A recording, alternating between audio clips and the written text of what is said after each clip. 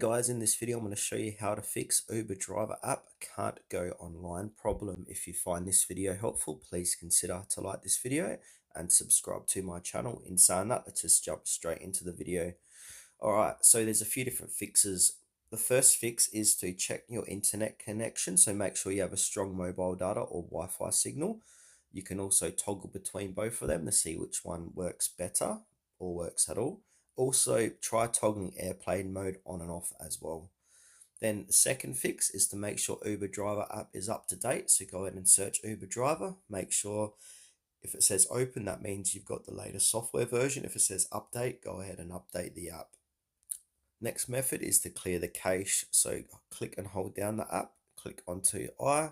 From here, scroll down where it says storage, click on the storage and go ahead and clear the cache and clear data as well.